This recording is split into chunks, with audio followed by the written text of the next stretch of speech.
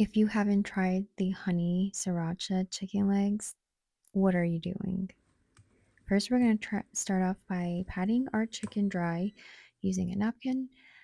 Make sure they're dry because it helps everything stick together and keeps it crisp. Then we're going to add our seasonings. Be generous with the seasonings. This is the part where it gives it flavor.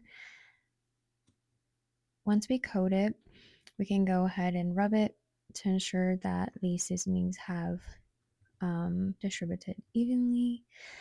And then we are going to transfer our chicken legs to a pan and fry it in oil for about 3 to 5 minutes on each side, just to make sure that it has that extra crisp before we place it in the oven.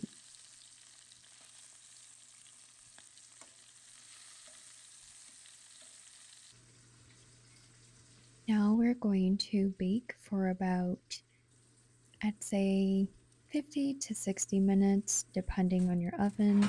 Set it at 375 and adjust it. Then, while that's baking, we can go ahead and start on our glaze. Be generous with the honey along with the sriracha, and I'm dressing it with a little dry parsley and about 2 tablespoons of brown sugar, and then giving it a good mix. And I have some garlic as well in there. Then, once the chicken is finished baking, we're going to glaze our chicken and throw it back in there and let it broil for about 5 minutes. Be careful because it will brown very quickly. Then we are going to do our little baked potato boats.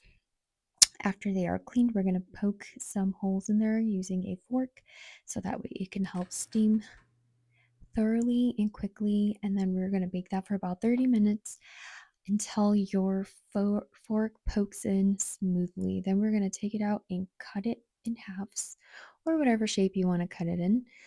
Once we do that, we are going to take our halves and gently scoop and pit it. Be sure not to get too close to the ends so that way the potato does not break through.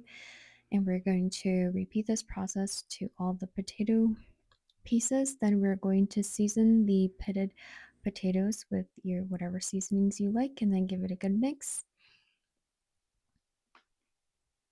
Then we are going to transfer it back to the potato. And once we have done that, we can top it with cheese, your favorite cheese. And I just garnished it with dry parsley. It has no flavor, but I just think it looks pretty and well put together.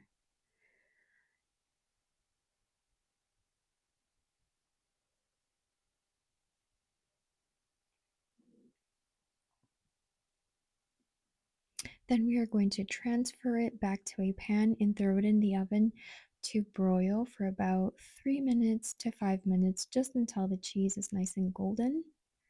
And this is the end result.